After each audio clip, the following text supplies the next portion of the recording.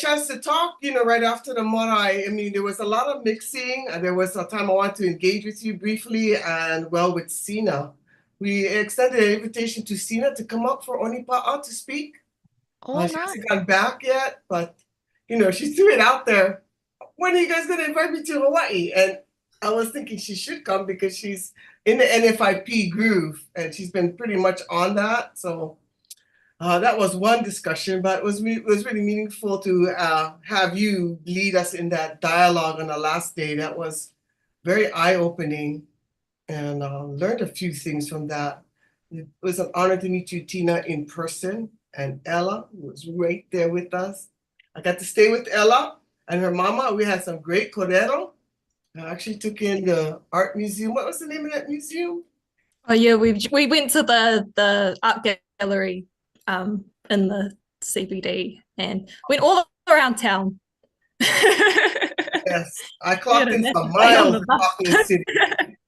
Double-decker buses. Trains. Aquarium, and all kinds of things. That was a high point. Well, one of the high points. Every day was a high point.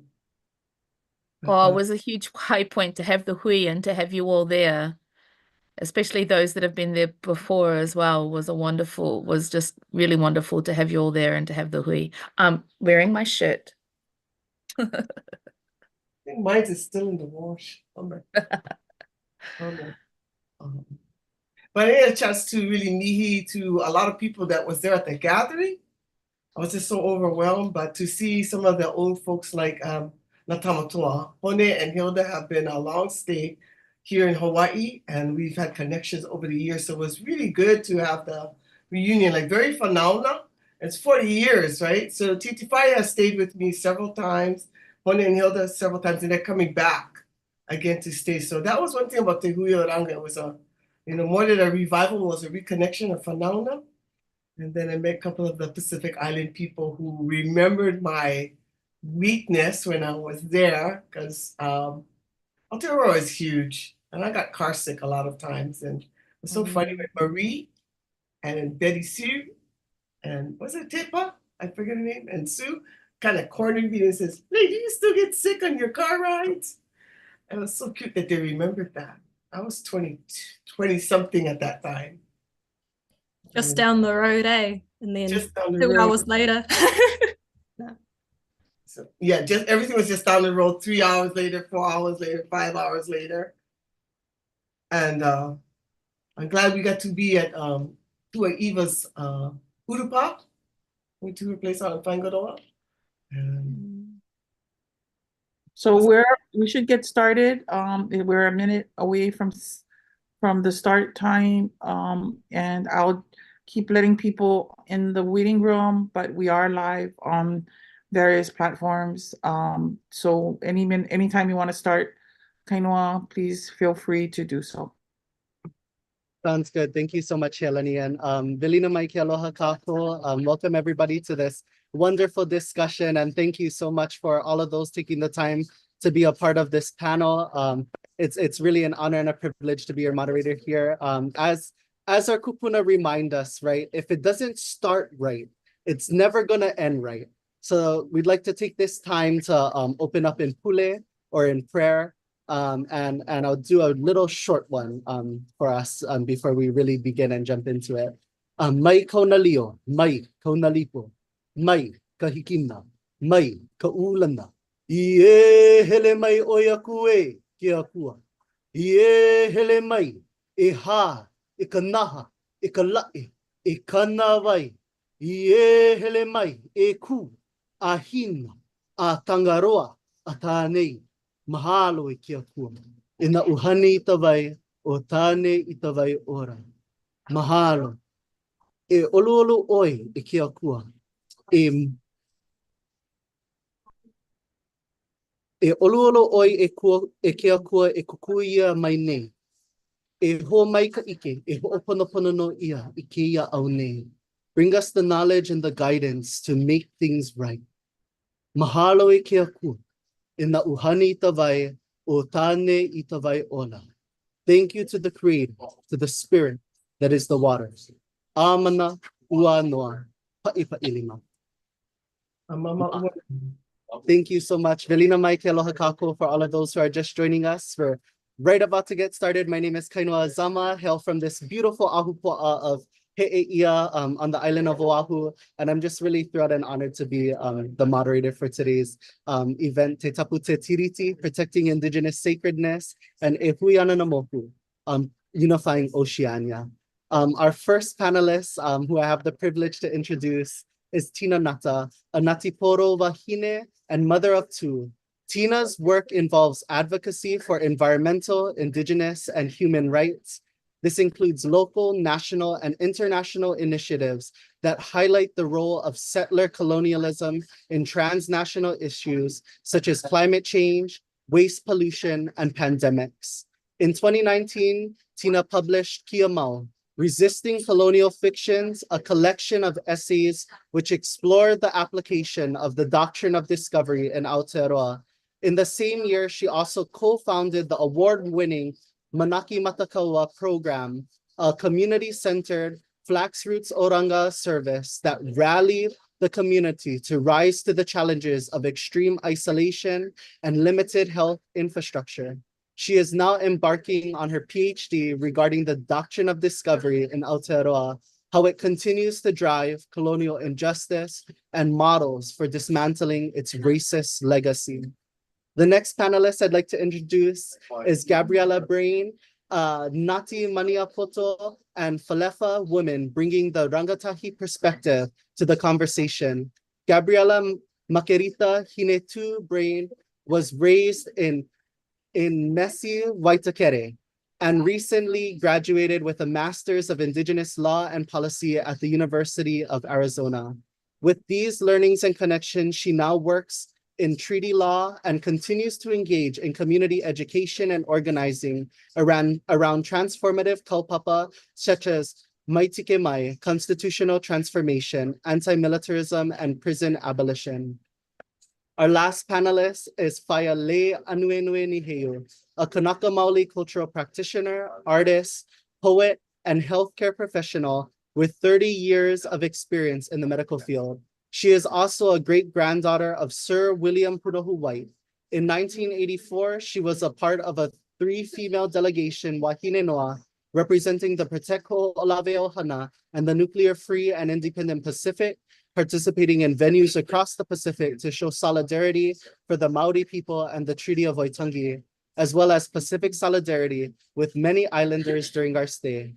Lei has also dedicated much of her life to our Lāhui in Hawaiʻi as a member of Kalaiʻāina Hawaiʻi, Mauna Medic, and much more. She recently returned from the revived gathering of Te Hui Oranga Te Moana Nui a Kiwa and is the current chair of the Kalaiʻāina Hawaiʻi Komike Kalaiʻāina. Mahalo nui to our panelists for taking the time to share this wonderful information. So as we're gathered here today, you know, in light of the recent and now sort of famous video that's been going around of Aotearoa's youngest MP, Hana Rahiti Maipi Clark, began to haka after asked whether her party supported the bill, which faced its first vote on Thursday. New Zealand's parliament was brought to a temporary halt by MPs performing a haka amid anger over a controversial bill seeking to reinterpret the country's founding treaty with the Maori people. Meanwhile, we are seeing images of a hikoi or peaceful protest march organized by a Maori rights group making its way towards the capital in Wellington from the north. And now I'd like to welcome our first panelist, Tina Ngata, with our first question of the day. But would you please enlighten us on the history and your analysis of what is happening in Aotearoa around the Treaty of Waitangi? Mahalo. Mahalo, aloha, kia ora, me te mihi atu ki a koutou. Thank you very much for the invite to come and share with you all. And I just wanted to acknowledge, our connections in this space, the moana that connects us, and acknowledge all of our Indigenous brothers and sisters, because at its heart, this is an issue around, Indigenous liberation. And this is not just happening on our soils and on our islands. And we're connected not just by our ocean, but we're connected through our experience of colonization and colonial oppression and our resistance in that space as well. So I just wanted to acknowledge those connections for all of the spaces that we're in at the moment, that we're joining this kōrero from. Me te mihi atu kia koutou. My name's Tina Ngata. I'm from the east coast of Te Ika Maui, whose colonizer name is the North Island of Aotearoa, New Zealand. And I do work in the space of the doctrine of discovery and treaty rights. I do education, research, and writing in those spaces, and particularly similar to what's happening in many spaces around the world, we have the global rise of the far right, and that has been mirrored in Aotearoa with our most far right government that we have had in living memory, really. So we're now under a far right government. I think we have many people believe that we're a very progressive country, but right now we are a regressive country.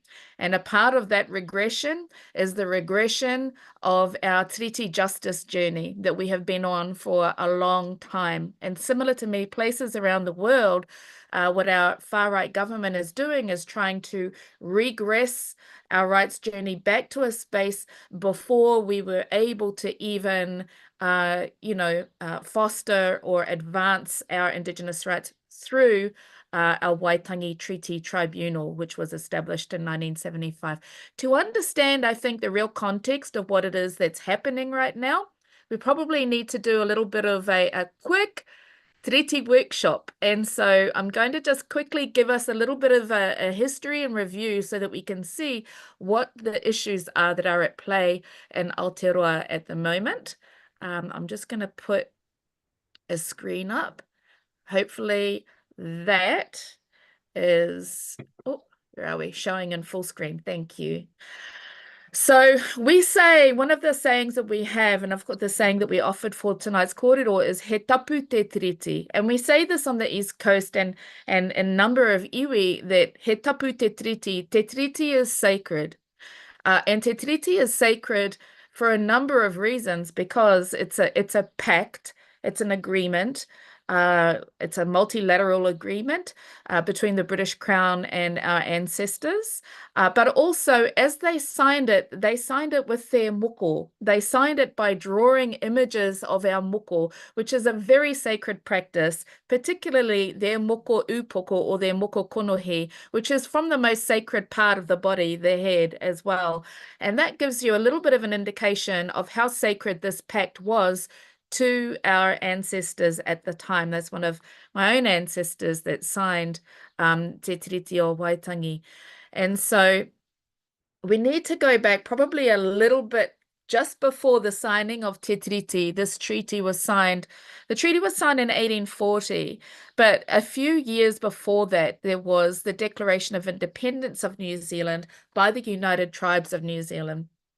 And so that declaration was essentially a constitutional document, right? So if we understand what are the features of a constitutional document, insofar as it needs to define and declare the territorial boundaries of the area that you are talking about, it needs to talk about how you will come together and make laws and how those laws will be administrated, and all of those features are a part of this Declaration of Independence that was made in 1835. And in that declaration, it says that, of course, the United Tribes of Aotearoa are the authority, the legal sovereign authority of this land, that the United Tribes of Aotearoa of New Zealand will be the only ones and are the only ones who have the ability to make laws on this land, and that if ever we want to delegate that authority to anybody else to make laws, only Maori can do that. We're the only ones who are able to, one, make laws, or two, delegate the authority to make laws.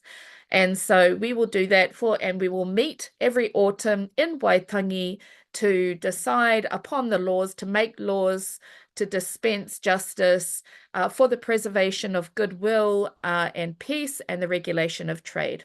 This was accepted by King William in Britain in 1836 and the British Parliament as well. So this is the context through which Aotearoa New Zealand, by international law, was recognized as an independent sovereign state and nation at that time. If you go forward 5 years, and you need to remember also at this time, our ancestors were already traveling. They had already been to Hawaiʻi. They had already been to Sydney, Australia. They had already been also across to London, and they saw and understood that those colonizers did not look after their people. And so it was very important to them to make sure that they had the sovereign authority to look after their people, and they did not. And not cede that sovereign authority to somebody else who clearly did not look after their people. They saw the poverty, they saw the class division, they saw the wealth poverty gaps, and that was not how we roll. So 5 years later, what we saw and what our ancestors saw is that even though we were continuing to carry out our innate authority, because remember, we had an innate authority to make laws, and we were making laws and administering laws for hundreds of years before the declaration and before the treaty. And so it was just the recognition in international law that happened in 1835, 1836. And so over that time, though, it became very clear that the settlers who were arriving here in their droves did not want to adhere to the laws that our ancestors were making. And so with that in mind, our ancestors entered into a treaty to delegate some limited authority to the British Crown to make laws that their settlers can listen to. And that was, in effect, the operationalizing of that Article 2, where we say that we will let other people, or we will delegate the authority to make laws. Article 2 of that declaration was operationalized, and our ancestors said, okay, you're not going to listen to our laws. We will delegate limited authority to the Crown to create laws to control your people who are coming onto our lands. And that really is the context and the basis for Te Tiriti as it was signed. And so very simple, just to quickly go over what the articles of Te Tiriti are. Of course, there's a preamble, which isn't on this slide, but the preamble again reaffirms to us that the context for this were the droves of settlers that were arriving who were lawless and also had no principles and were not listening to people. And so we were inviting the Queen in to create laws for her own people, for those British settlers, to just keep them under control. So the first article essentially says that Maori, as the sovereign authority, enact this Article 2 to allow the Queen to appoint a governor and make laws. Again, there were limitations to that ability. Now, it doesn't say government, and the New Zealand government came along 12 years later in 1852 with the New Zealand Constitution Act. What is being allowed in this treaty is not a government, it's a governor. A governor who can make some limited, who has some limited ability to make laws. And so the second article then says that the Queen respects the sovereign authority of Maori over their lands, estates, and all things precious to them. And if Maori wish to sell land, the Queen may purchase it at a rate agreed to by the relevant Maori sovereign, the leader of the subtribe, and the Queen's representative. And then there's Article 3 says that Maori will enjoy all of the same rights and privileges as the subjects of the Queen, and she will act as an ally to Maori.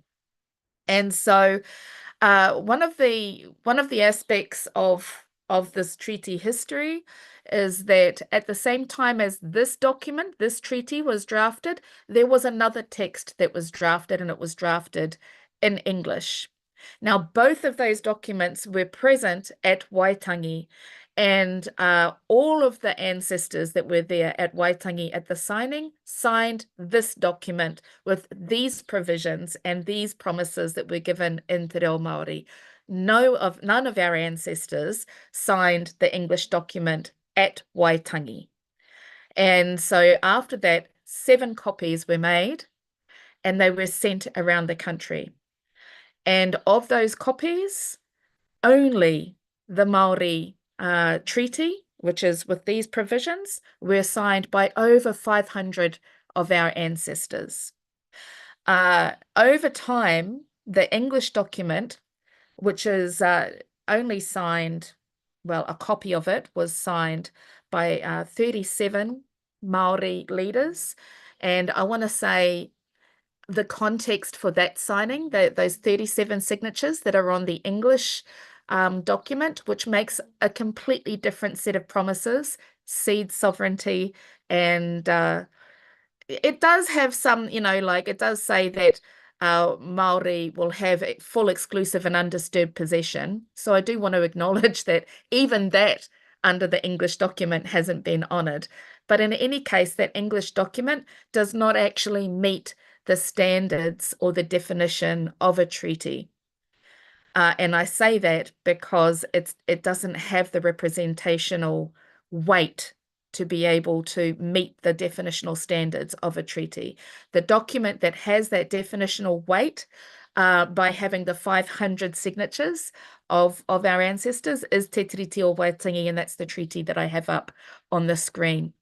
Now, those 37 signatures that are on the English document, those signatures are essentially, they were signed at Waikato Heads and Manukau, but what was read out to those ancestors was this text.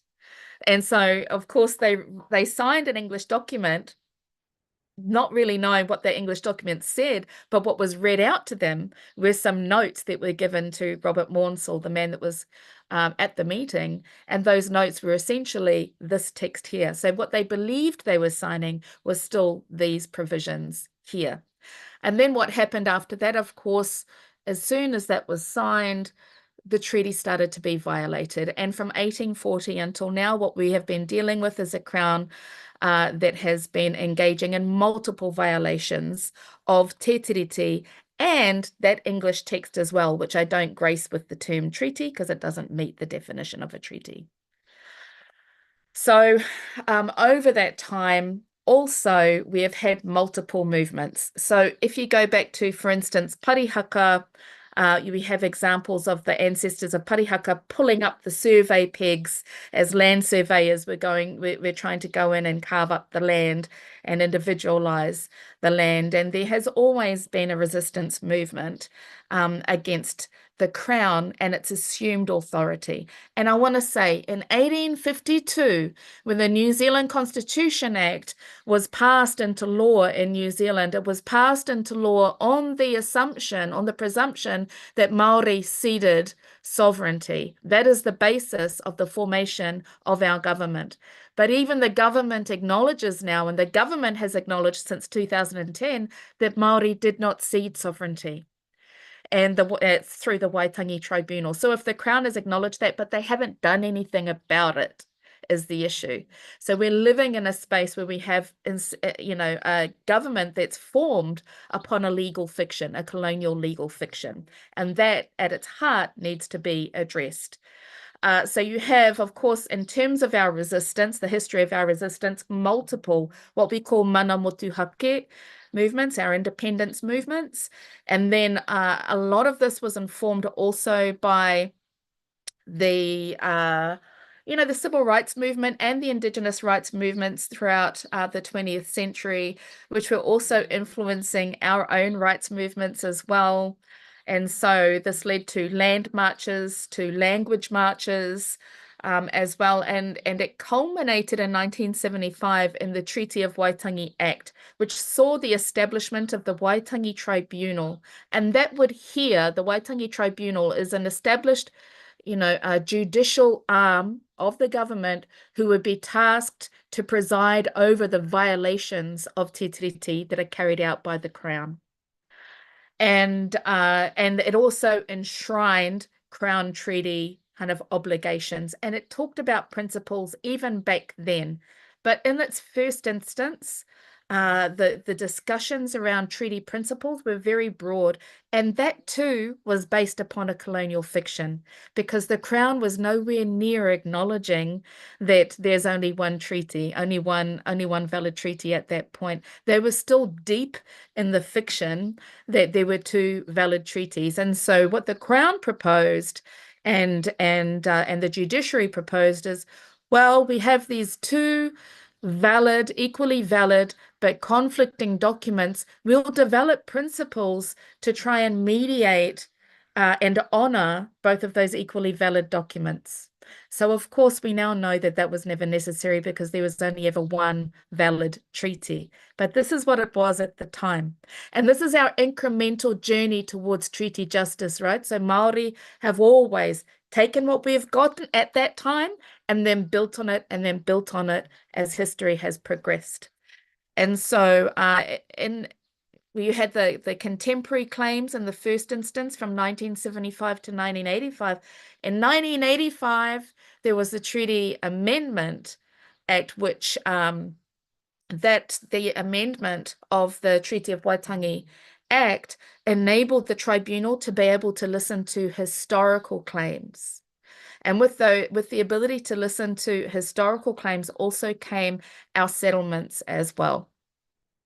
And then at around about the same time, we also had a pivotal court case, which essentially the New Zealand courts found that the right thing, or made recommendations that the Crown, whenever it is dealing with state-owned assets or enterprises, and also our state-owned resources, needed to give effect or respect the principles of the Treaty of Waitangi.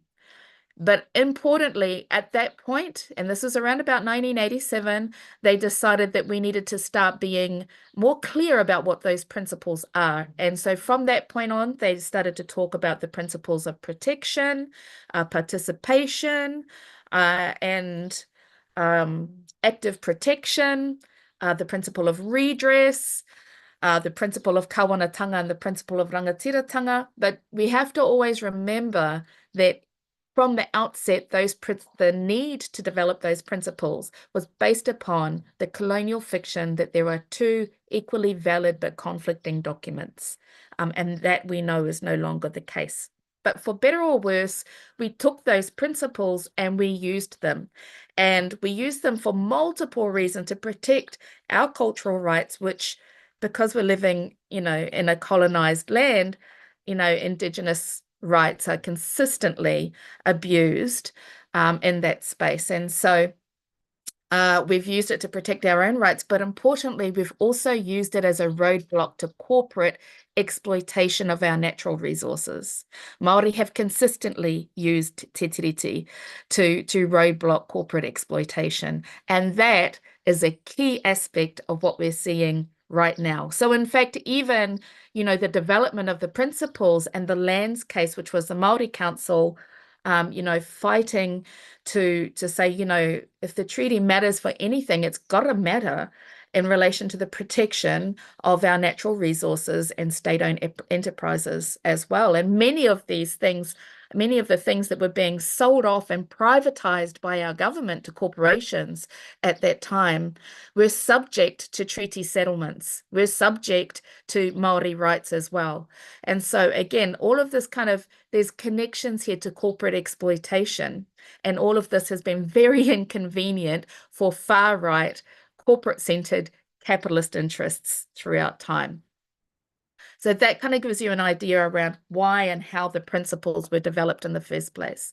Throughout this journey, we've had to deal with numerous colonial fictions about our treaty. So when you hear people say te tiriti, what they mean is our treaty, the one valid treaty, which was written in the Maori language. And some of those fictions include that there are two valid versions. There are not two valid versions. And in fact, what we call the English document is Hobson's text or Hobson's document, not the English version of the treaty. Because in order to be a version, what is it a version of? It's not a version of Te Tiriti o Waitangi because it bears no resemblance in terms of its provisions and promises. It's not a version of anything. It doesn't have hardly any signatures on it. And in fact, the signatures that are on it are actually rightfully for Te Tiriti, the Maori text that was read out to the people who attended those meetings. It's not a treaty of cession, and that much has been acknowledged even by the Crown through the Waitangi Tribunal. The Crown has consistently said that the treaty, like many Crown or colonial governments, consistently say that treaties with Indigenous peoples are unenforceable. Now, New Zealand Aotearoa is party to 1,900 treaties. And this is the only one that they take it upon themselves to unilaterally reinterpret themselves. All other treaties, they seem to respect that there are multiple parties that need to come together to manage how those treaties are taken care of. And consistent throughout the Indigenous world, you have governments saying, well, yeah, but it's unenforceable. Well, it's enforceable enough for you to form a government on. You form your government based upon what's granted through Te Tiriti or Waitangi. So if you can enforce it to form a government, then you can enforce its full effect in the text. They consistently try to domesticize it as well, to say, well, this is a domestic issue. No, it is an international agreement. All treaties are agreements between, sovereign authorities of Indigenous nations and those governments as well. So, and in that way, they have resisted international treaty law. And they've also used, tried to domesticate Maori issues into race and our treaty into race relations documents. And a good example of that is the fact that our government would not ratify the Declaration for the Rights of Indigenous Peoples. And their initial defense for that was that, well, we have a domestic instrument of the treaty, Te Tiriti o Waitangi, and we will honor that rather than ratifying the Declaration for the Rights of Indigenous Peoples, in spite of Maori being on the drafting committee, in spite of Maori being very clear that we wanted to be party to that declaration as well. And other, similar colonial fictions that are very consistent throughout the colonial world of Crown benevolence, that they are good treaty partners. We have had to drag the Crown along to every step of progression in this treaty journey. In fact, our ancestors that went to war, the 28th Maori Battalion in the Second World War, were called the Treaty Battalion, because they believed that in offering the lives of their of our young men in defense of against Nazism, against fascism, they believed that that constituted us meeting our treaty responsibilities, which would force the Crown to also meet their treaty responsibilities. So another name for that battalion was the Treaty Battalion. But in spite of all of our ancestors that went and died, paid with their lives and their blood for our treaty rights, as soon as those ancestors came back, they came back to a racist colonial government and existence. And their mokopuna, us, have still had to fight tooth and nail for every step of treaty justice in our journey, in spite of already paying for it with their lives. And I would be remiss at this point not to acknowledge that we just lost our last remaining member of the 28th Maori Battalion, Papa Bom Gillies. Just last week, we had his tangihanga here in Rotorua. As well.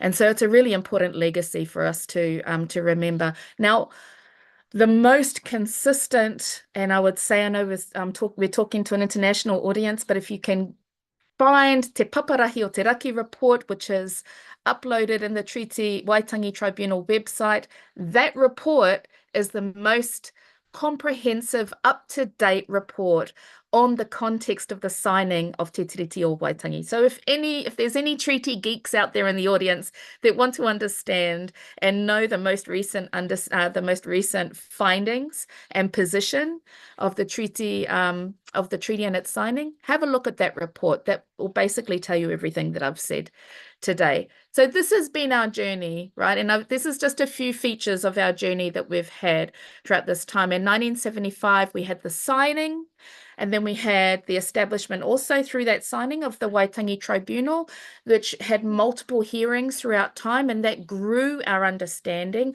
both of the principles and the text and the context of Te Tiriti o Waitangi.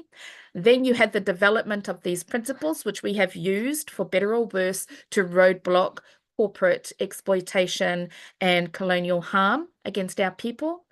In 2014, you had the Paparahi o Te Raki. 2010 and 2014, you had the Te Paparahi o Te Raki, which was where the Crown finally acknowledged that Māori never ceded sovereignty. And that posed very real questions around the legitimacy of our government and parliament and their ability to make laws, legally make laws in our country.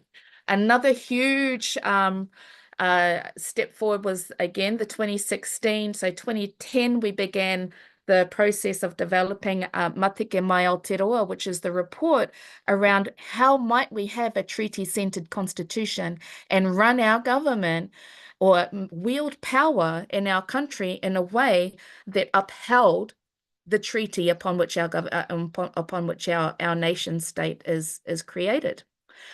And then, of course, in 2024, we have the Treaty Principles Bill, which is what all of the protests are about right now. And if we wanted to look at this in terms of a pathway to treaty justice, like I said, it's been this kind of long, hard-fought, incremental journey. And the development of the principles, you would have seen that I've kind of represented that with a little bit of a slump, because like I said, they were based upon a falsehood, upon legal nonsense, that there was a cession of sovereignty, and upon the falsehood that there are two equally valid treaties when there's only one. But 2014, with Te Paparahi o Te Raki report, 2016 with Matike Mai Aotearoa reports, those were huge advances towards treaty justice. And really, we're not going to reach treaty justice until we have full political authority to, again, make our own laws. And that authority is superior to Crown government authority as well, as it's outlined in He Whakaputanga, our Declaration of Independence, and Te Treaty of Waitangi as well, our treaty. So the 2024 Treaty Principles Bill actually regresses this entire journey back to before 1975. It wipes out all of those progressions that we have made in our journey up until now. And that is why you see so many people marching, because we've been on this journey moving towards full political authority. But importantly, that's also been, you know, the vision of full political authority and our ability to be able to protect our interests and protect our lands and protect our waters and the way that we've used the treaty. Full political authority would give even more force to that. So it's even a greater threat to corporate capitalist interests who want to extract from our lands. The Treaty Principles Bill has, well, the Crown acknowledged impacts on legislation is here listed. It will impact on all of these different pieces of legislation that have commitments to honour the principles of the treaty. And as you can see there, it is, I guess you could say, an ecosystem-wide impact. It's right across legislation that impacts our families, our medicine, our health, our data, our mental health, our oceans, our rivers, our fresh water, our housing. You know, you can see our Oranga Tamariki Act, which is our ability to be able to keep our children in our homes or in our tribes as well. So all of these things will be impacted. But this, I want to remind us, is just the Crown acknowledged impacts of this bill. And the Crown is always conservative in their own estimation of the impacts. So our Maori lawyers have estimated at least 100 pieces of legislation that will be directly impacted by the Treaty Principles Bill. And then the other thing that I would say is that the treaty, Te Treaty of Waitangi, does not exist in legislative clauses. It is the base standards upon which non-Maori may exist in this country. It is the agreement that says, yes, you can call this place home, but not at the expense of the people whose home it already is. And here are the standards by which you may exist and live on in this country. And these are the standards by which we will allow you a limited scope to make some laws. So, you know, it exists really across all of Aotearoa, because that's the standards through which we are able to exist together on these lands. It is not the source of Maori rights. Maori rights exist you know, because of our whakapapa, because of our genealogy to this land. But the treaty affirms those pre-existing rights and creates new rights for non-Maori to live here. Those are the only people that got new rights out of the treaty, non-Maori. So I just want to, you know, again highlight that the principles themselves came out of a lands case, came out of, you know, the state-owned enterprises that were being privatized by our government, that came out of an experience of colonial exploitation and a government that's there to facilitate corporate exploitation of our lands and waters. That's where the principles came out of. And then again, this pivotal last huge march of the foreshore and seabed in 2004 was another instance where the government was essentially legislated away our rights and then, you know, put new legislation in place that sought to nullify it. Importantly, if we have any other doctrine of discovery nerds or geeks out there, this was the point in time where the government conclusively overthrew the doctrine of discovery in New Zealand case law, was the foreshore and seabed, when Justice Sean Elias said that Wiparata v. Bishop of Wellington had no legal standing in New Zealand case law anymore and should not be referred back to. And that was the case that kind of implanted the doctrine of discovery in New Zealand case law. And the Fast Track Approvals Bill is also you know, currently in play, put in by the same far-right government to essentially sidetrack and move around any of the democratic protections that force the government to listen to Maori and to listen to environmental experts when they want to push forward with any kind of new large-scale environmental projects. So Te Tiriti is at play in all of these and would have protected us in all of these instances. And it's really important for us to note that this is not just about suppressing Maori for the hell of it. It's about removing a really important document that has been there as a roadblock to corporate exploitation in the far right in Aotearoa. That's what's driving the Treaty Principles Bill. And as always, it's been the power of the people, this is from the 1970s till now, that has stood up for Te Tiriti and to honor Te Tiriti. And thankfully, we now also have, you know, a lot of allies in that space that are supporting us.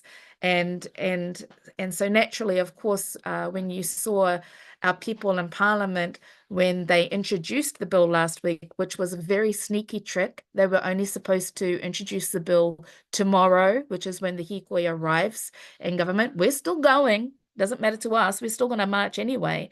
But they did that to avoid facing the people as they introduced it.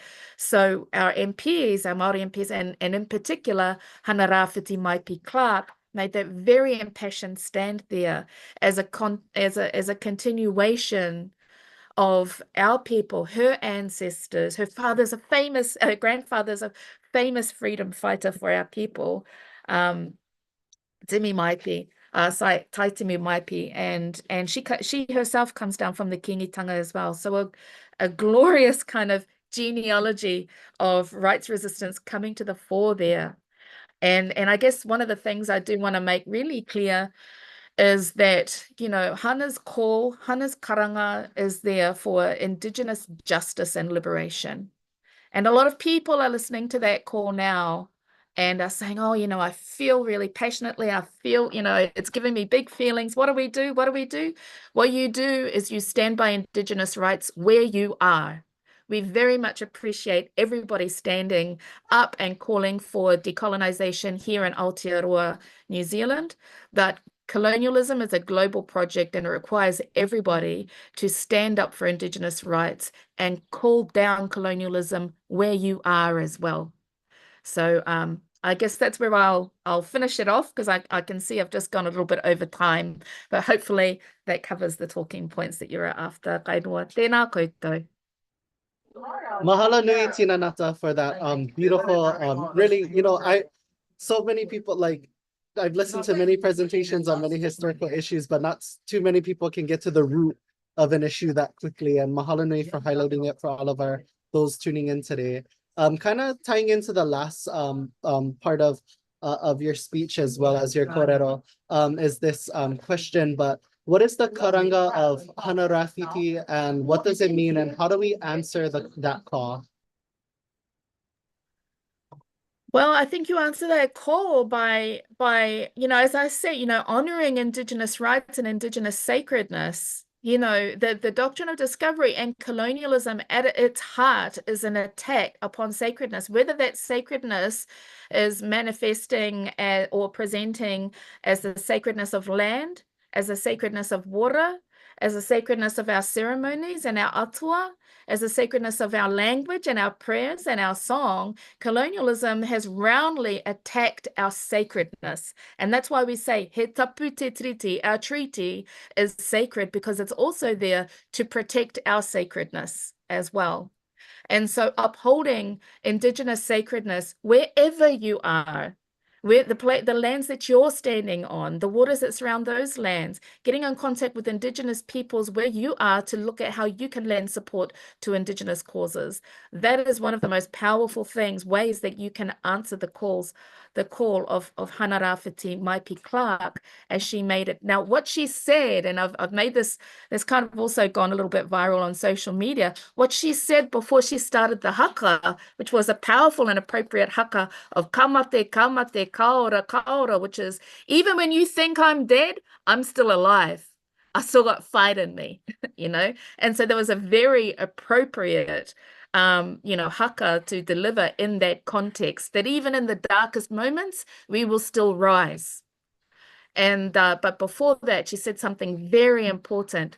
She called out the government, and she called out the fact that the government authority is a delegated authority, delegated by Maori. And that much is very clear through the Declaration of Independence, as I've just talked about now. We delegate the authority of government. And if we can delegate it, we can rescind it. And it doesn't matter that the government doesn't acknowledge that, because we know that to be the truth. And it's incumbent upon us to speak our truth and walk our truth if we expect anybody else to also uphold our truth as well. So she did that in a really powerful space. And you can also do that wherever you are by listening to the truth of the Indigenous people and upholding their sacredness where you are. Mahalo nui, Tina Ngata, mahalo nui, and Yes, Tina, that was excellent.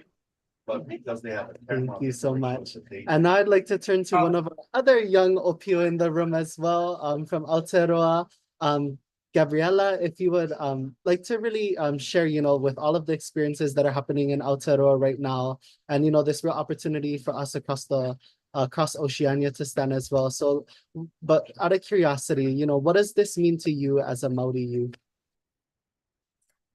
Thank you so much. And again, following after that, I kind of joked with Healani that all I would need to do for tonight's kaupapa is just nod my head and say tautoko to whatever Tina says. Like, that's just one of the most incredible explainers that you could get on this issue. And I also, just wanted to mihi to our Kanaka Maoli whānau for responding to the kaupapa here in Aotearoa with such a beautiful and strong commitment to solidarity and knowledge sharing. And just to kind of affirm what I said before too, how much of an honour it is to speak alongside Tina Ngata, whose work and especially the clarity and precision of your language has revealed so much to me about the world that we navigate. And Auntie Lei, who is obviously such a legend of moana activism. I had the biggest privilege to meet you earlier this year at Onipa'a, and I feel so blessed to be nurtured by your wisdom ever since.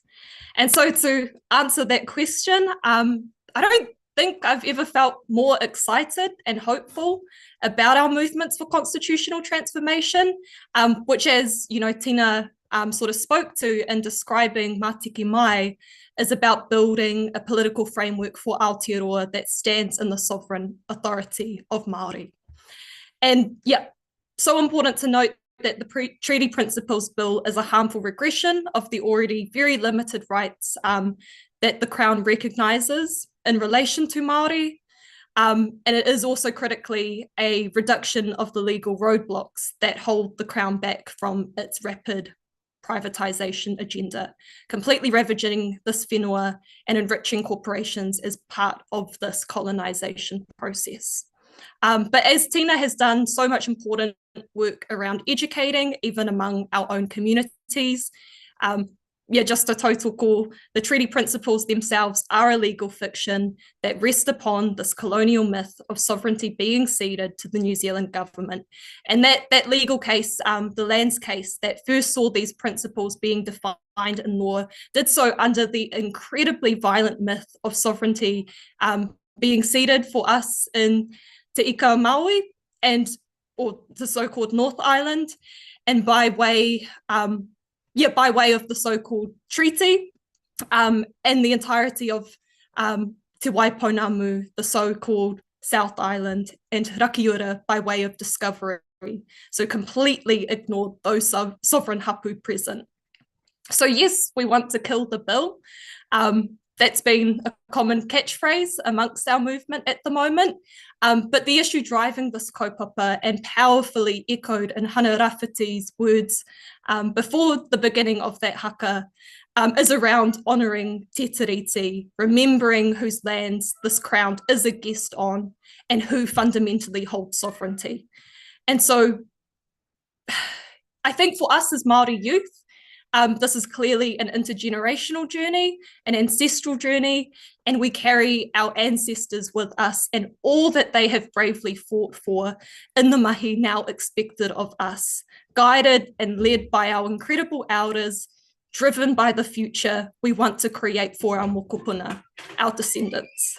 And it's been really touching to see the warm response to Whaia Maria Menu Kapakingi and how she swells with so much pride sitting next to Hana Rafiti. That part especially has brought tears to my eyes many times that I've watched the video. And so this must be a transformative movement. And again, honouring Te Tiriti means working towards the ancestrally profound vision of what it means to truly thrive in our mana, in our sovereignty.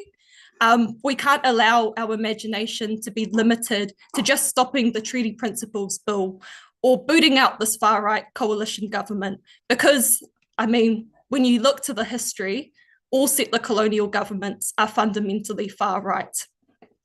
And I've never felt more hopeful for our movements in the sense of seeing enormous mobilising power on our own lands and the extent of global solidarity taking shape.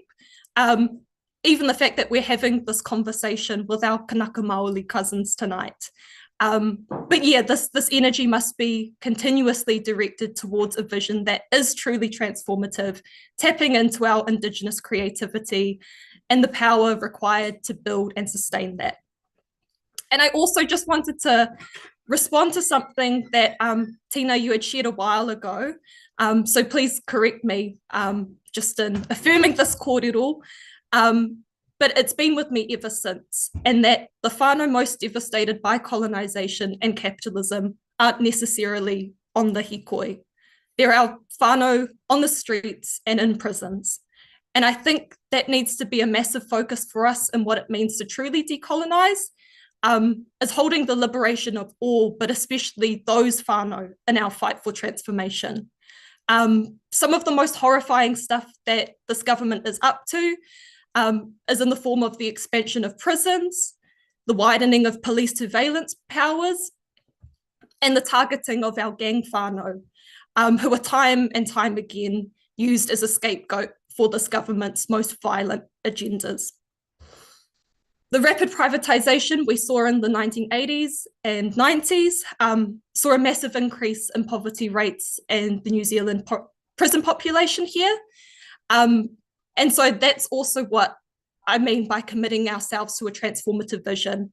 We can't afford to have our tikanga and our reo misused in decorating police cars and prisons while they mass incarcerate our people.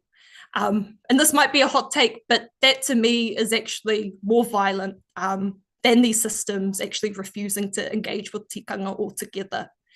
We can't afford to replicate the same models of capitalism that depend upon the worsening poverty and pollution of our lands, while a handful of people get rich real quick. Of course, our movement building responds urgently to the conditions that we're faced with. And, you know, it's not always possible to achieve a perfect politics all the time, but we do need to be critical and deeply accountable to the true meaning of decolonization here. Yeah, mahalo nui, Ella, for sharing that, because, you know, it kind of reminds me of our conversation we had in dinner one time when there was this, you know, because some people like, as we had shared, that waitress who talked about how she moved away from America to Aotearoa to run away from the far right government that had established itself and has now reestablished itself via Trump. But, you know, that whole notion that Aotearoa is like supposedly this, you know, amazing model for the world of a progressive government. But, you know, in the sharing of your experience, it's quite different. And this next question, but feel free to roll with however you want to roll. But in, you know, Hana Rafiti's ripping up of the bill that would strip Maori of Indigenous rights in Parliament as a young Maori youth, you know, how did that really affect you? But again, whatever topic you want, feel free to run with it. Mahalo. That's good. Yeah, I think I must have watched the video at least 1,000 times right now. It's kind of like a solid part of my morning routine to lift my spirits for the day, you know, have a cup of coffee, watch the video on repeat. Yeah, wow. But like in all seriousness, I think it's easily one of the most incredible assertions of mana and honor ever seen in that colonial institution, with all its rubbish colonial laws and etiquette rules of white respectability. And, you know, like Hana said in her maiden speech, the kohanga reo generation are here, and holy crap, are they here. So strong and unwavering in the gifts passed down from our ancestors. You know, and personally, I didn't grow up going to kohanga reo and kura kaupapa, but seeing that haka has inspired me so much to tap deep into our tikanga and our reo, our language, as a source of strength and an assertion of sovereignty. And it reminded me also of what Honani K. Trask said about the relationship between politics and culture as Indigenous peoples. You know, that saying, our culture has to be the core of our existence, the core of our anger, the core of our mana. This is what culture is for. And as, you know, Tina has already talked about, we're at the stage of settler colonialism, you know, where the state loves to window dress itself with these selective forms of tikanga, while denying the fact that in order for tikanga as the first laws of these lands to thrive, it has to exist within the context of political sovereignty. You know, and so-called New Zealand loves the haka when it's treated as a cultural performance. But when you see haka in that context as a political challenge, as an uplifting of our people, as an assertion of mana, as an exposure of the violent and unlawful foundations that this government is built on, that is exactly what Honani K. Trask was talking about. And I also just wanted to mihi again to this particular kaupapa, ka Lāhui, because I had a very similar experience in Hawaii earlier this year when we were present for Onipa'a, and seeing thousands of your babies, kids, youth chant with so much pride their traditional oli while holding up signs that say, "We are not Americans." Like, I was so inspired by the power of Kanaka Maoli youth and standing so strong in their culture and assertion of sovereignty. And it was truly a life-changing, life-affirming, I should say, experience for me. Mahalo nui for sharing, Ella. And, you know, now kind of weaving into that experience in Hawaii, I'd like to turn it over to Falefā. If you could share, you know, your thoughts on why do you think standing in solidarity with our Maori whānau during this time is so important?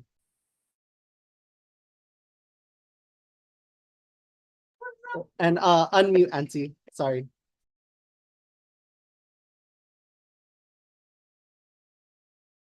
Oh, Falefā, gotta unmute. You're still muted on your computer. Just gotta unmute. Sorry. Kalamaia'u, still learning technology over here. I had two wonderful speakers that preceded me. It's really a hard follow, but solidarity. In regards to their presentations, yeah, I'm feeling that solidarity kind of stays with the fact that the way they presented this stuff is this is the kind of intelligence level that we have been missing within our movement, critical thought processes, both within the academic field and then again, the youth that has provided some of that intelligence for us, and speak really clear and concise. I mean, I'm solid from the beginning about what they said. That's why we have to stand in solidarity with that political thought and the cultural beginnings we have as people of the Pacific. Initially in 1984, I didn't understand what solidarity was until I went away from home. And initially it was more like solidarity because of the level of oppression we had, the social demographics of incarceration, debasement, loss of language, loss of culture, loss of whānau, ohana and all of that. But over the course of 40 years and listening to these two wonderful speakers, we had to really educate ourselves, yeah? So now solidarity is more like reconnection in our moku au hau, where we are as families, what makes us strong, and how that helps us to resist all these forces that are trying to negate our existence now. Right now, it's very finessed. It's insidious processes with the political governments that are currently in play right now, these modules. Here in Hawaii, we have no confidence in this government. I have not had confidence in the way they move platforms for us for the longest time, but I've never had a chance to really understand how democratic and Republican processes are involved. I've always worked on the ground level, like standing with the people who were most impacted by evictions or who recently lost a family member due to some part of their struggle. There was something back in our early part of our struggle where this man who refused to get evicted, this is on Kauai, I don't want to throw out names, but it was on Kauai, and he refused to be evicted and stood in the house while it burnt as his message to all of us that he was standing strong on the injustices we were facing as a Lāhui. So solidarity politically actually starts from when we started to meet, when the modern world allowed us to re-identify ourselves as people of the Pacific.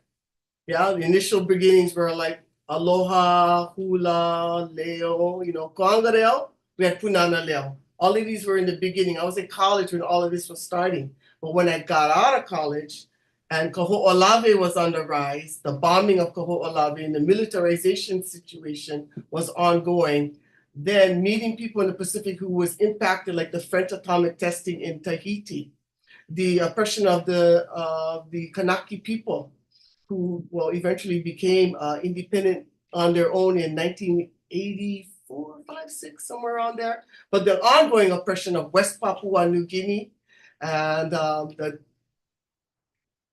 bombing of the Rainbow Warrior in New Zealand, all was setting up signal flares for all of us to look and say, hey, you can't just get rid of what these symbols of colonial oppression are. We actually have to look into ourselves and start forming our ground bases. So in that time, from 84 to previous, which actually solidified many of my relationships with my cousins of the Pacific, I had to do some research, and many of us did research, right? Looking into our own historical measures. And lo and behold, my great-grandfather, who was a legislator in the Kingdom of Hawaii, had, at the behest of the Queen, and along with the Prime Minister of Foreign Affairs, Joseph Navahi, was asked to help the Queen promulgate a new constitution, but not necessarily new, reinstituting of the constitutional rights that was stripped under the previous administration of her brother Kalakaua.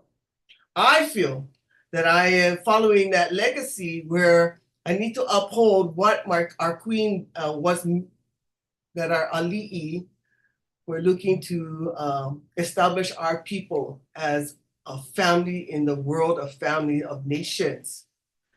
So I wish I could speak to the level of intellect and the instruments by which they are able to define what it is, the steps we need to take. I can only stand in solidarity with that process. So I stand aside with them because I know that that voice of articulation is going to help guide us who kind of been minimized or linguistically deprived of the ability to articulate what processes we need to take, what steps we need to go forward with. One of the things that is really hitting us now is getting clean water. Yeah. We still have to go down to the legislature, and we don't have the support of many people right now, but to support the water bill. Otherwise, it's going to be diverted again. My colleagues in Kalaiʻāina have a better feel for that, on how to protect our water rights and our burial rights. And the fact that this government continues to put, I call them kick bucket representations.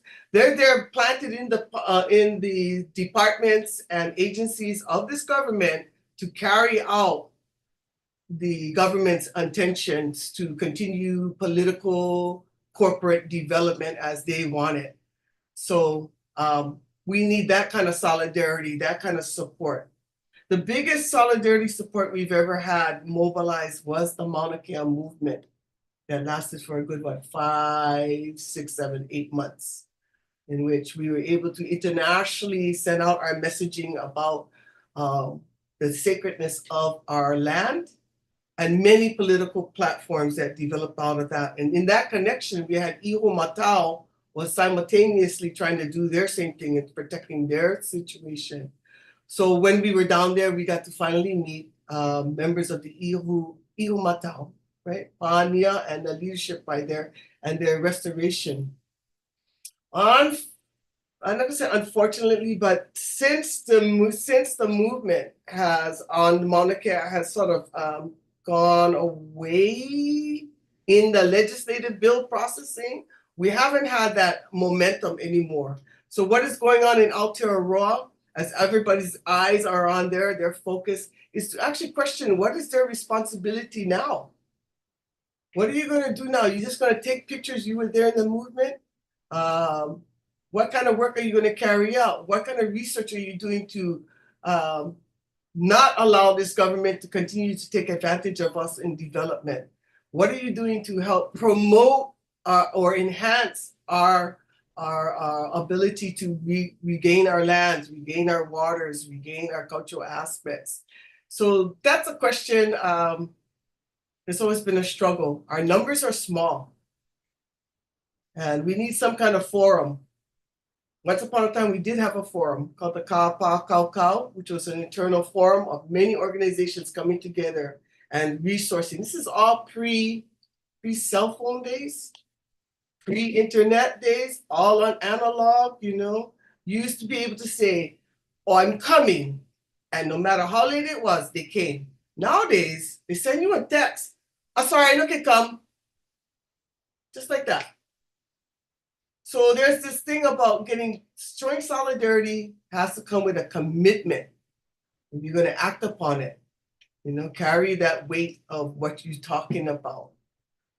I try my best to do what I can. I'm there, I stand on the side of people who can articulate the message, and I'm comfortable with that. But I'm also on the side of them to protect that message from people who come from the left bank and start questioning why this, or trying to direct the way our canoe is going to navigate already the hard waters, none of which they made a participation in. So if you got 2 cents to offer, it's only as good as if you're going to participate actively and continue. This is a long life work, really. My involvement in many of the struggles has been just there to show solidarity. Some of them have risen and won. Some of them I stood with. Well, they still got a long way to go. And others, they came and they dissipated. But the point was, I stood solid with them. And I hope by my modeling of that standing solid is continuing that messaging, like what's happening to Tiriti or Waitangi. Going there in '84 was to honor the treaty as the Maori people defined it, how sovereignty was going to be defined in those terms. Mana motu hake, tino rangatira tanga. They were words I had in 84. And I'm glad to say I'm a member of the Maniapoto member from 1984. And I carry that. I feel it's a responsibility. Anything less of not achieving sovereignty is, well, step aside. Don't be a roadblock. You know? And sovereignty requires a sovereign. With many organizations in Hawaii, we don't have a sovereign. There was that thing, if you remember, that guy talked about the termination policy that was related to if you don't exercise your sovereignty, and one of the entities you have to have was that bloodline of that monarch or that ali'i that shows that connection by which that the lands by which was sovereign was connected. And it kind of makes sense for us over here. Everybody's claiming sovereignty, and they're also going for what's called the crown lands, but there's no more.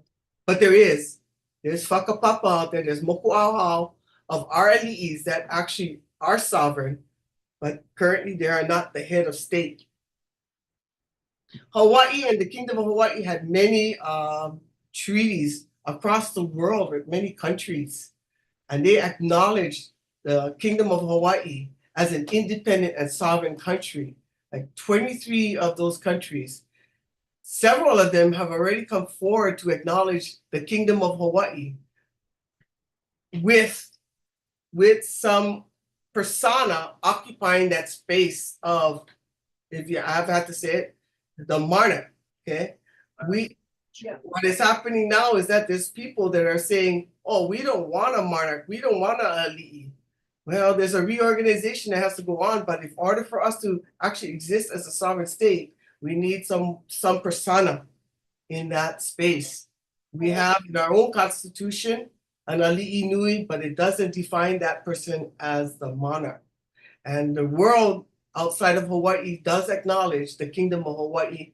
And the apology bill that was submitted back in the 90s by President, what's his name? Bill? I forget his name, Holly guy. The apology bill in which it states that Hawaii never ceded their sovereignty. Same thing you guys were saying in the Tiriti. There was never a cessation of sovereignty. So yeah, I don't know. Mahalo nui Faile. Maybe I could jump into because kind of weaving some of the things that that you're sharing too, because I think some of the inspiration came from our recent hikoi as well to our recent huaka'i really to Aotearoa for Te Hui Oranga Te Moana Nui a Kiwa, and that inspiring piece that in which we were listening to as Ella, along with Ella as well, on an inspiration from the Kingitanga movement as well, and to see that essence of kotahitanga, of unity that's being emulated in Aotearoa, to see how we can replicate it back here in Hawaii. I think an important note that you're bringing up on solidarity, right, is almost like that experience you get on the airplane, right? In the event of an emergency, when those airbags come down, that understanding that as they share, before you put that airbag on others, put it on yourself in order for you to be really helpful. Because if you pass out while you're trying to help, yikes, like there's really no help that's coming. So I think in that essence that you're sharing really, Fayale, of bringing together of how do we establish and restore our kingdom in order to really offer a strong message of a strong instrument of support. As we know, some of these instruments of oppression, how do we rebuild and restore our own instruments in which we can offer a means of not just solidarity, but also a restoration of authority and ability to help others. And does it start with the discussion amongst how do we revitalize our own sovereignty movement in order and inspiration to what's going on in Aotearoa, to Ella's earlier point about all of our needs to resist the colonization. Because as you're sharing too with the 1970s and that period of so much oppression from the nuclear testing to the and now we're in a situation where, like you were similar in looking in ourselves, where it's not only us looking at the turmoil that's happening in the Pacific, it is also those who are actively seeking to exploit our ocean because they've exasperated their own resources across the planet. As Ella was sharing with the mining, same experience south of Hawaii Island, right? The threat of deep sea mining and amongst many other things, the militarization of our oceans. So how do we really look at, how in our own strategies, does it also include the thought of our brothers and sisters, our ohana, our whānau, across Oceania, and how we're collectively organizing to not only support ourselves, but to make sure our actions are still supporting others as we make those steps forward. I don't know, I could be going totally off track, Faile. Please pull the hook if I'm going a little too off. But that's at least some of the points that I've been really listening to. And to your point on that termination policy, right? The understanding that as they were sharing from, I think it was, and Ella, correct me too, it might, in one of the, was one of the Indigenous Environmental Network? I could be wrong, but that understanding that when we forget our practices, we lose those rights under international law to those practices, to that way of life. So what does it mean here in Hawaii when we lose track of the understanding that as we're inspired in Aotearoa with the Kingitanga movement and now Ke Kuini na Waihono i Tapu, their understanding that sovereignty comes from the sovereign. What does that mean for us in Hawaii and our journey to sovereignty if we are to forget that piece of a sovereign as well? But mahalo nui again. Faile, did you have any closing thoughts on that piece of solidarity? I know we're gonna open to a few minutes of questions from those on Zoom. So if you have any questions, feel free to shoot them in the chat and we'll get them over to you. But Faile, did you have any extra additional thoughts before we jump to questions?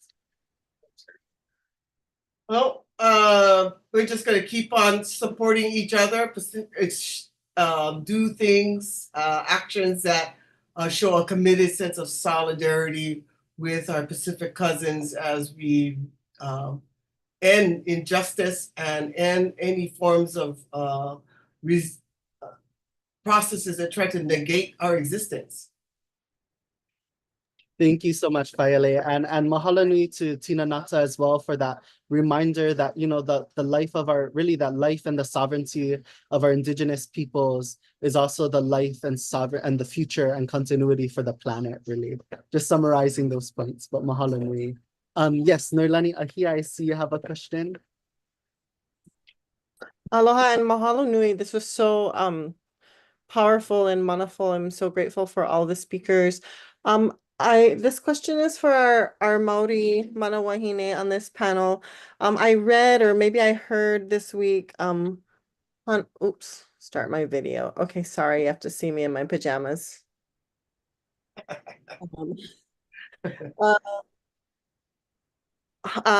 Hana Rawiti, is that her name? So powerful. She was speaking about how her generation was raised in sort of like an enclave where they were almost protected from the outside. Like they did everything Maori. Everything was Maori. And so when they were placed inside of this, you know, like foreign government in their own home, for her it was like so powerful to be able to be like, no, you guys don't belong here. We're the ones who belong here. And it really struck me because here at home in Hawaii, people often say that we're about 20 years behind you folks in our decolonization process because you started your te reo, you know, approximately that much earlier than we did. And so we follow you a lot and we look to you and see and watch what you're doing and track what you're doing. And that piece about being able to be fully Maori, like it's very difficult sometimes to be fully Hawaiian in Hawaii because there's so few of us and we're just constantly bombarded by settler bullshit and that we're trying to just navigate through every day. And I wondered if you could speak to that, or maybe just provide us some guidance to continue to carry on to create those spaces where we can be Hawaiian in Hawaii safely, and as a strategy for our next generations.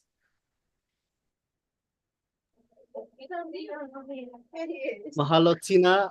Ella, did any of you want to take a first shot? All right, mahalo.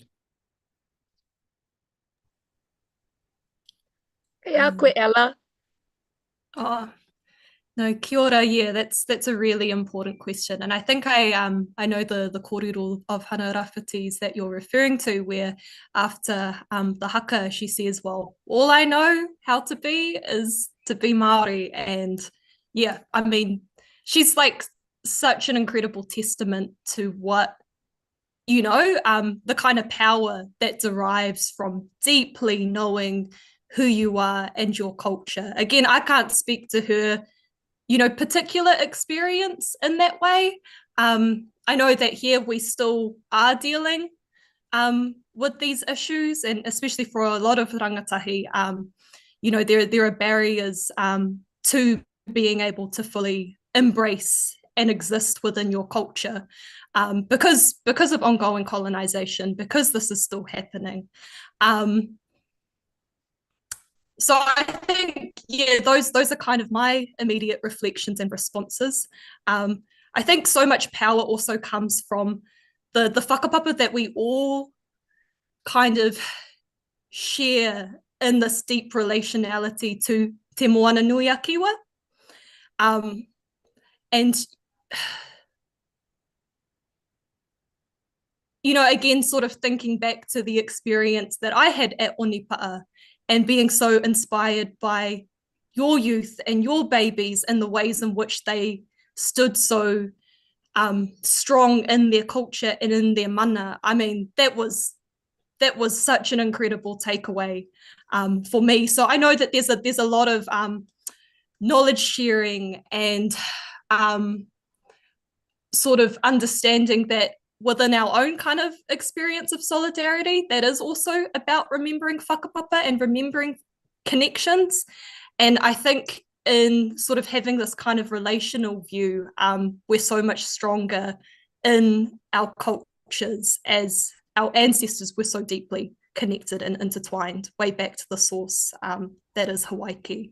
So I'm not too sure if that's a clear sort of answer to your pārtai, but I really appreciate it because it does bring up lots of thoughts for me, and I would love to pass it on to the amazing Tina as well, if you have anything to add there. Tēnā koe. And you know, I tautoko what Ella has said, that, you know, the constant, you cannot do that enough to remind our children, our tamariki, our mokopuna, that, you know, he kākano koe I ruia mai I Rangatahi, you're the seed of chiefs. It was sown in the sacred soils of Rangatahi, and so that they remember that, and that even in our darkest times, the still remains the truth, and that we will continue to rise as seeds. We will continue to fruit. We will continue to flower. One thing I will say, particularly around Hana Rāwhiti, you know, her grandfather is quite a famous political activist in and of himself. And even just a couple of years ago was, you know, he took an axe to a colonial statue and splattered it in red paint in the middle of Hamilton, and he himself is a part of our mana motuhake movement as well. So Hana Rāwhiti, in addition to being a kohanga reo and kura kaupapa baby, is also a child with a long, illustrious history of resistance as well. She also descends from the Kiingitanga. So she has been, not just through her schooling, but through her upbringing, deliberately politicized. And this is one thing that I would say is really important, because not all of our kura kaupapa and kohanga reo deliberately politicize their youth. And there is a little bit, if I'm just speaking to, you know, some of the pitfalls in our own spaces, is that, and sometimes we believe that if we just fill them with all of our Indigenous beauty, fill them with all of our Indigenous ancestral gifts, that will be enough to get them through the colonial experience. And I would warn us against that. We need, you know, our students, our children, our mokopuna need the gifts and tools of Indigenous critical analysis to be able to spot the very sophisticated and finessed, Zatile mentioned in our hui oranga, colonization has become very finessed. As one of our Mexica leaders who passed away this time last year, Tupaka Costa, said, you know, colonialism has become very sophisticated. And so we need our sophisticated tools of Indigenous critical analysis also with our children in these schools alongside our Indigenous gifts. Those critical analysis include an understanding of the whakapapa, the genealogy of our rights and resistance movements.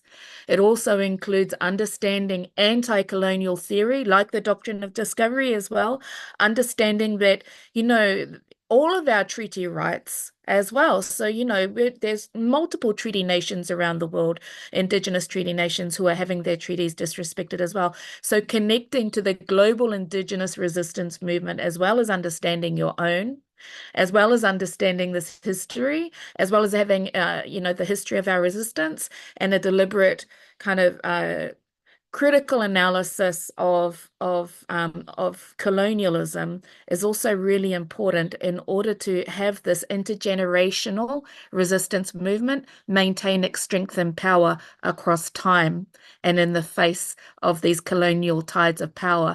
I just wanted to point out also, yeah, absolutely, as Honani K. Trask says, cultural people must be political, otherwise it becomes performative, and that is very helpful for the colonizer, to have you as a performative creature, performing on the stage that's built by colonialism, never allowed the rights to manage the stage, only able to perform on the stage as well. And so I just wanted to point out, though, that this is a global issue with global implications, because, and that's a part of the colonial fictions, that Indigenous rights are a domestic issue. They are a transnational issue, because when Maori are able to, you know, have our own political authority, that includes our political authority to vote on issues like Palestine, to vote on issues like the climate crisis in transnational forums, to determine who we create our relationships with around the world, you know, including other Indigenous nations, and to vote in transnational forums to bring down transnational colonialism and support Indigenous rights in other spaces as well. So this is a transnational issue with benefits for everybody. Tēnā koutou.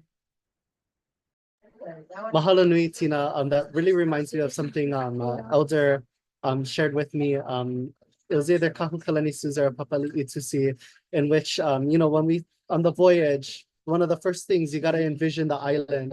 And I think you really bring to light envisioning that island and making sure it's not with the Western lens, although we recognize the little political turmoil and experience now, but with the lens of seeing with the future through the eyes of not just our ancestors, but a really weaving of the benefits of both worlds to see something truly beautiful beyond a doctrine of discovery.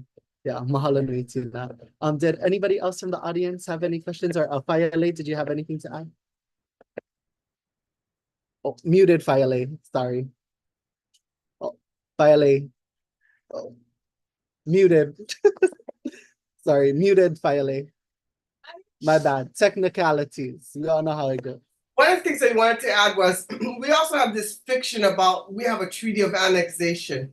And if anything is intergenerational, it's all this corporate media nationals that constantly say that, oh, ever since the Treaty of Annexation, Hawaii has become a part of the state. And they have used that as a precedent by which they keep putting corporate and special interests ahead of us in many aspects. And so much so that if it's intergenerational, it's the corporate benefit. Because within our families, right, they think that we can't do anything to un-Americanize ourselves. When they just make a statement, I'm not American, but they don't take the effort to actually figure out what is the instrument being employed against us to get out of this entrenchment. So solidarity, in going back to that, is looking at instruments that would help our people, like workshops with Tina and Ella, you know, to come down here, because we're kind of in our own little microcosm about what's going on, but we really don't have a larger world perspective. It's just less than a handful here that has a global perspective. The Huioranga allowed us to go outside of our little microcosm and experience the fact that we have people across the Pacific experiencing the same thing and have ideas how to get us out of this situation. And one of it is creating solidarity, not just in our struggle of suffering, but in our ability to express ourselves and exchange information and the tools by which we can do it. And it has to do with having that sense of intelligence to do it. Mahalo nui Whaiale. And I just got the message and the fish hook that we're actually out of time for questions. This next question goes to Tina before we go to our last closing points. But what can we do here in Hawaii to support you folks in Aotearoa? Well, one of the very practical things that can be done is actually going to the Toitu page, Toitu Te Tiriti page, and sharing it. Sharing actually not just Toitu Te Tiriti, but the He Tapu Te Tiriti, like all of the posts that advance our rights, because these are being, I think the word is shadow banned, which means that Facebook and Instagram in particular, but also X, are intentionally putting blocks and bans to suppress this information getting out into the space. So by going directly to our pages and anything that you see on Facebook that comes out and around that promotes these discussions, sharing them on social media to get that so that it can cut through the shadow bans is a very simple, practical thing that you can do, and continuing to talk about it, continuing to raise the discussion, and keeping that kind of a lot of what we've been able to get, we've got, in terms of the social license of Indigenous rights and even the condemnation of coloniality. And, if you look at, for instance, Palestine and Israel, you have a look at the discussions from Ben Gurion, or statements from Ben Gurion. Israel was proudly declaring their coloniality and their colonial status, which says something to the time that actually colonialism has only just very recently become condemned. And so maintaining that discourse that condemns colonialism as a crime against humanity, which is what it is, in your space and in our space and all of these spaces, is really powerful, because it continues to grow that social license for Indigenous liberation. And it's that social license that is absolutely pivotal to bringing down empire. People consistently look at empire and colonialism and say, oh, it's too big. That is a colonial fiction. There's nothing we can do. That's a colonial fiction. Empire has fallen multiple times in history, and every time it has fallen, it has been at the will of the people. And what shapes the will of the people is our stories, our narratives, supporting each other's narratives. So sharing each other's stories, proudly telling our stories, proudly telling our truth, unapologetically, just as Hana Rāwhiti did. She stood in her power and she stood in her truth, and it didn't matter what the colonizer thought of it. So we all need to be supporting each other to speak our truth, not limiting it, not incarcerating our own belief in ourselves, not incarcerating our own aspirations, not incarcerating our own, aspirations as well, our own dreams as well, but speaking truth and speaking power into our truth with that strong vision and belief in what's possible. That's what we can do for each other and for ourselves. Kia ora kainoa. Mahalo nui Tina. Ella, did you have any closing thoughts to add? Yeah, I think just sort of thinking about youth in Oceania,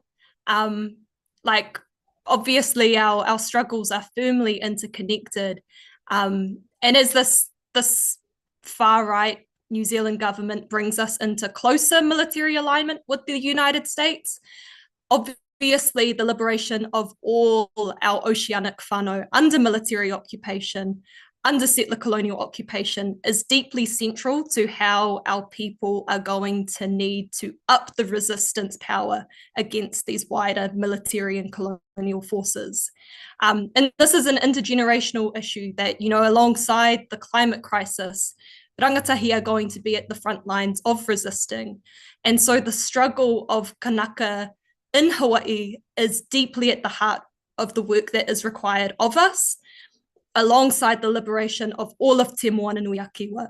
And we are so much stronger because of it. So, solidarity, as was said before, within Te Moana Nui Akiwa isn't only about recognizing how our struggles in today's world are connected, but also about honoring deep whakapapa connections that stem way back to Hawaii.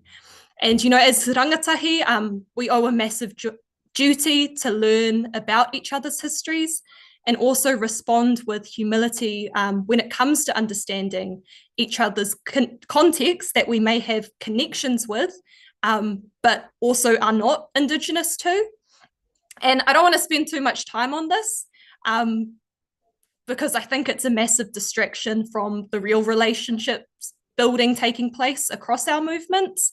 But like on the unfortunate side of social media discussions, we've seen a lot of non-Maori, even Pasifika, come in and correct Maori on the use of our own tikanga, saying the haka was disrespectful and other horrible comments, all that rubbish. And I'll say this, speaking to my Samoan side here mostly, that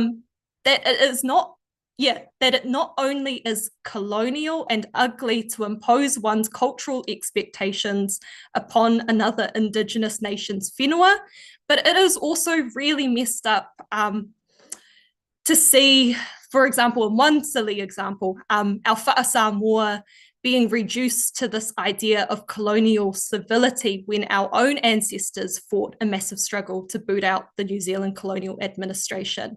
And so sometimes it's about deeply knowing our own histories to better exist in solidarity and respect other histories too. But yeah, just to kind of end on a good note, an incredible movement is generating across Aotearoa that has real power to shift the political conditions here. And just to tautoko what Tina just shared, we can't ever reduce the power of our ancestral creativity in building the world that our mokopuna deserve, just as our ancestors dreamed of us. So kia ora. Mahalo, Ella. Waiale, any closing thoughts? Muted again, Waiale. Sorry, you gotta unmute. I'm gonna get this straight.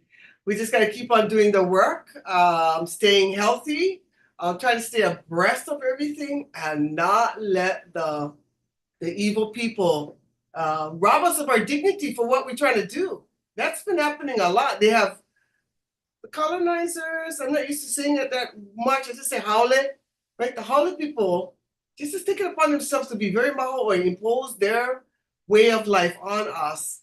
And they said with great regular use, and they normalize it. And that's the insidious part. That's the finesse in this political mindset. Like it goes right past some people and I go, did you realize what they just meant, what they said? They just strip us of our dignity and no thought on themselves. So I just want to say we have to know each other's history. And I support what our Maori sisters have said. I've always supported them. They've always been able to articulate those better than us. But that goes back to our faulty public education, failure to provide. I had to learn Olelo in college. So like Ella, we weren't raised with it. I had to learn it. And then in learning my own Olelo, I was able to speak better English. But that didn't give me the instruments or the device or the tools to carry through the struggle. So just think of me as somebody who can sharpen your tools, and make sure nobody else throws daggers at you. That's me in solidarity. I may not be able to articulate it, but I feel it in my na'au, what is right, what is pono. And if it's pono, I am definitely going to hammer that position all the way through. That's how I feel. Mahalo nui, Waiale. And I want to kind of circle back as I share a little bit of my own closing thoughts to some of the comments that Tina had shared. But, you know, for us to not be lost in that defeatist attitude, you know, I can say here in Hawaii, as well as many across the world, are fearful too, as America has taken yet another, unsurprisingly, we shouldn't be surprised at this point, far right step. And in the same way a corporatocracy is growing in the experience in Aotearoa, that's also growing and monumentalizing within those impacted by America. but let us not be fearful in making sure that we take that first step, and kind of inspired by that saying from Confucius, you know, the journey of 1,000 miles begins with a single step. So knowing that we come from so many steps that have come before us, in this next step for this next journey to a world, and making sure that we take that transnational impact, you know, let's really be fearless in this time, because we know how critical this moment is in the extraction of resources. I know at our gathering in which we all met, Te Hui Oranga Te Moananuia Kiwa, we talked about the state of the planet, really, not just our islands, but also the, you know, the growing reality that we're in ecological collapse. But knowing that, and you know, that's part of what inspired the title of this gathering, E Huiana na Moku, partly from the Kapihe prophecy, the coming together of the islands. Let us be expansive in our thought about what those islands mean, and how it means much more than just our islands in Hawaii, but how we have that transnational impact to help our brothers and sisters in Aotearoa, in Palestine, and so much more. So I want to take the time again to say thank you so much, everybody, for attending this gathering. I know with Auntie Hialani and so many more, we're going to have much more engagements in the future on our issues here back at home, as well as amongst our ohana across Oceania and Moananui Hill. But thank you so much, everybody, for taking the time to listen. And we look forward to seeing you next time again. Mahalo. Aloha, kia ora. And mahalo to our two guests again. Mahalo, Tina, and mahalo, Ella. We hope to see you guys soon. And we continue to pray for blessings for each of you on that journey. And we'll do what we can to help in this space, always. Whatever you guys need, please reach out. Mahalo. Yep. Continue to let us know how we can help support. We're feeling the ripples here. Mahalo. Mahalo. Mahalo, everyone, for attending. Mahalo, Healani. And everybody, thanks for organizing. Oh, good. Ake. Yay. Okay, good luck tomorrow. We'll be watching. Okay, so what was someone saying, Jasker?